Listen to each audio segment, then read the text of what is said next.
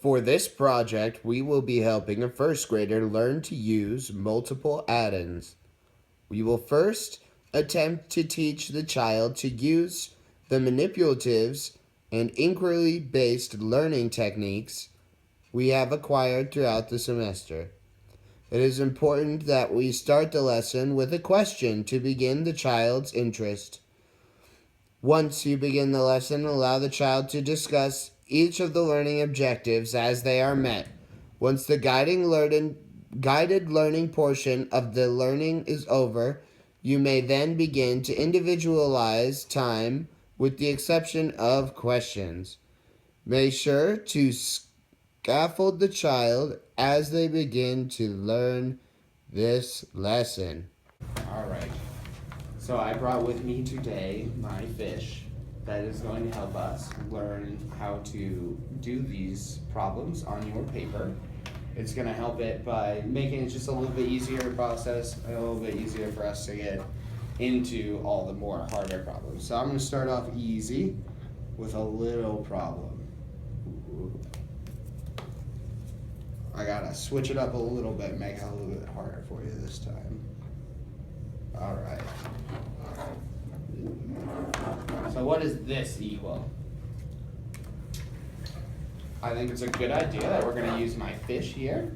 So let's go ahead and get a group of 3 little fish. Perfect, 1 school of fish. And now we need another group of 4 little fish.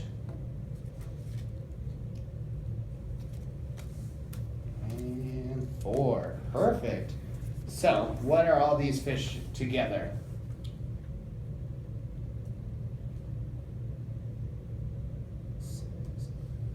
7, perfect. And now why'd you count them all together like that? Because it's a plus. Because it's a plus, perfect. So when we add, we're just getting all together and we're grouping. So I'm gonna switch this problem around a little bit and see if I can trick you. What's that? 8 equals 7. 7, and you got that so much faster. How come you were able to do that so much faster this Because time? it's just flipped. Because it's just flipped. All you're doing is reversing them. So we have a school of fish. That's 3 fish, right? And they look happy. And then we add our 4 fish over here. So our addition sign's right here, right? Mm-hmm. And so then when we flip them and they go the other way, it's still the same number of fish. So this problem, this worksheet's just trying to trick you by adding lots of numbers to try and get you all confused. So let's start by doing number 5, because number 5 is my favorite number. So it's got 2 schools of fish, and as I write them on my board, how about you get them ready in their little groups? Perfect. Plus another 2. And then we have a big school of fish. A school of 9 fish.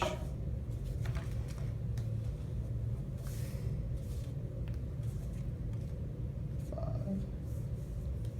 6, 7, 8, and 9. The one that looks like a shark. So, it tells us that we have 13 fish here. So that's not what it wants. What it wants is us to make the problem smaller, because it doesn't like how long that one is. And we already learned that we can switch numbers around. So what we also know is we can actually ignore 1 and combine 2. First, making 1 school of fish a little bit larger. So if I take this school of fish and add it to that group, what am I doing to this problem? I'm making this disappear, right? And what is it going to be now? It's going to be 4. 4. Perfect. And that's exactly what I wanted to know. It doesn't want to know how many 4 plus 9 is because it already told us, right? So, using our school of fish that's helping us, we're going to do one more problem and then I'm going to let you try it on your own, okay? So do you have any questions on anything that I showed you? No. Awesome. So I'm going to go ahead and let you get started on that by yourself. And we'll see if you can use my fish or you can draw your own little snowmen or whatever you would like. Alright, what is your question? None of these equal 18 and I'm on this one. You're on 7. So let's start. Let's look at it. So let's go ahead. Alright. Our problem is. What's the first number? 12 plus. What's the next one? 2, And then. 4. Alright. And what does it equal? It says it equals 18. So what is our question about our problem here? Well, to figure out what's this. Alright.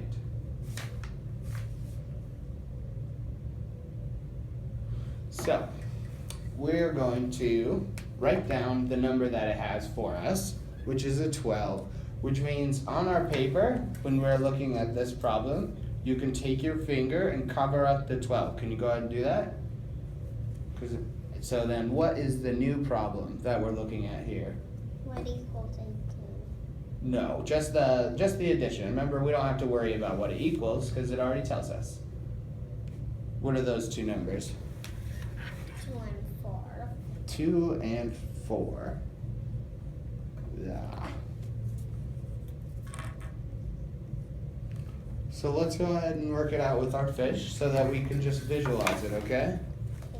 So in this school of fish, we've got 1 and 2. And then what's the other school of fish? 2 and 2. It's 2 and 4. 4. There you go.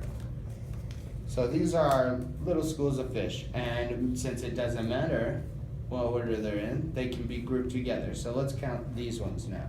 1, 2, 3, 4, 5, 6. Perfect. So that is 6. And then what was the number that it left for us?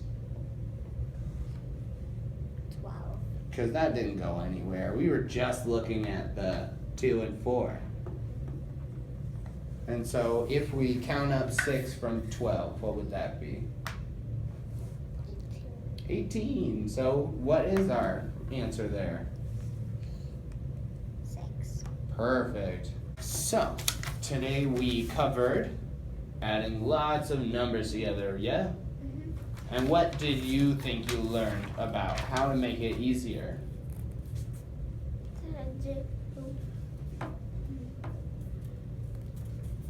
Grouping.